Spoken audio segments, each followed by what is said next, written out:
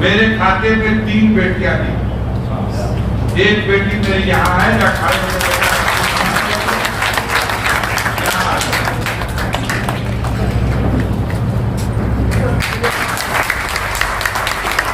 मुख्तार अंसारी परिवार की नई सदस्य उनकी भतीजी नुसरत अब राजनीति के मैदान में उतरने जा रही हैं। बुधवार को खुद अफजाल अंसारी ने नुसरत का परिचय पार्टी कार्यालय में सपा और कांग्रेस नेताओं से कराया। अफजाल अंसारी ने जिस तरह से नुसरत का परिचय कराया और अपने केस के बारे में पार्टी नेताओं को जानकारी दी है, साफ हो गया है कि अगर अफजाल अंसारी को हाईकोर्ट से राहत नहीं मिली तो नुसरत ही सपा से प्रत्याशी होंगी। पिछले कुछ दिनों से पिता अफजाल अंसारी के लिए वोट मांग रही नुसरत की तस्वीरें और वीडियो वायरल हैं। कार्यकर्ताओं के बीच बैठी नुसरत को अफजाल ने पहले खड़े होने के लिए कहा, फिर अपने पास डायस पर बुला लिया। नुसरत ने हाथ जोड़कर सभी का अभिवादन किया। इसके बाद नुसरत की पढ़ाई के बारे में बताते हुए क्या कहा, सुनिए। मेरा वकील मुझसे कहता है 99.9% हमारा केस फिट है, इससे फिट कोई केस और हो नहीं सकता जो दूसरे केस भाई कैसे जिलाए अपने लोग।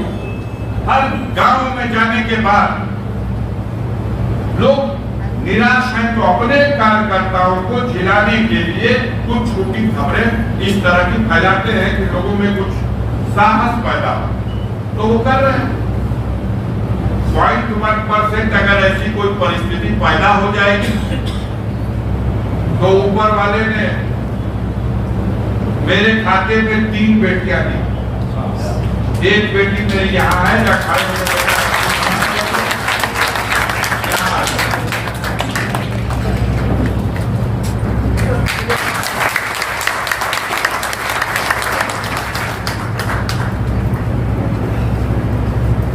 शिक्षित है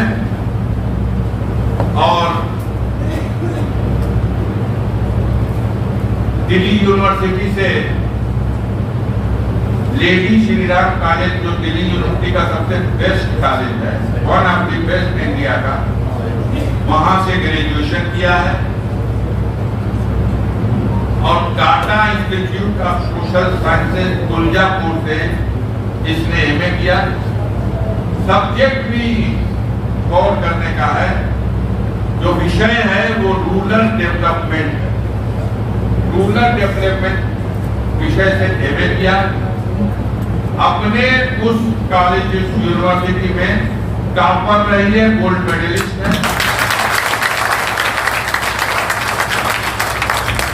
दूसरी सिविल परीक्षा की तैयारी कर रही थी। इसी तरह की खबरों ने कहीं विचलित किया तो मेरी मदद के लिए आ गई। दरअसल अफजाल अंसारी जिस केस की बात कर रहे हैं उसमें उन्हें गाजीपुर की अदालत से 4 साल की सजा सुनाई जा चुकी है। सजा सुनाते ही उनकी संसद सदस्यता भी चली गई थी। हाईकोर्ट में अपील की लेकिन राहत नहीं मिली तो अफजाल अंसारी ने सुप्रीम कोर्ट में अपील की। सुप्रीम कोर्ट ने उनकी संसद सदस्यता कुछ शर्तों के साथ बहाल कर दी, उनको चुनाव लड़ने के योग्य भी करार दिया। इसके साथ ही इलाहाबाद हाईकोर्ट को 30 जून 2024 तक मामले का निस्तारण करने का आदेश दिया है। हाईकोर्ट में 2 मई को सुनवाई है। अगर अफजाल अंसारी के हक में फैसला नहीं आता तो ऐसी सूरत में अफजाल चुनाव लड़ने के लिए अयोग्य हो जाएंगे। गाजीपुर में फिलहाल अंतिम चरण में 1 जून को वोटिंग है। 7 से 14 मई तक नामांकन होंगे। अंसारी परिवार में अफजाल अंसारी 3 भाई हैं, सिगबतुल्ला, अफजाल और मुख्तार। तीनों विधायक रहे हैं। सिगबतुल्ला और मुख्तार अंसारी के 2 बेटे हैं। अफजाल को 3 बेटियां हैं। सिगबतुल्ला और मुख्तार अंसारी के एक बेटे विधायक हैं। मुख्तार अंसारी का बेटा अब्बास अंसारी मऊ सदर से विधायक है।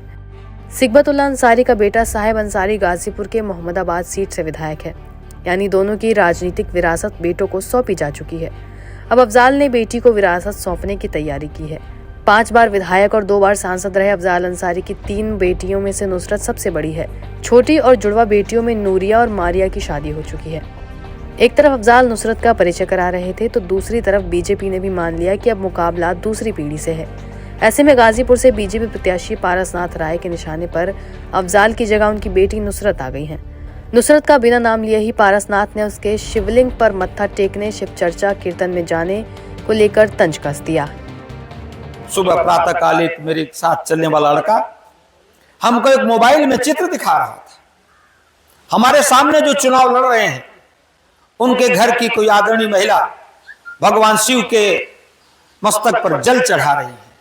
अरे क्या नाटक ये हो रहा है।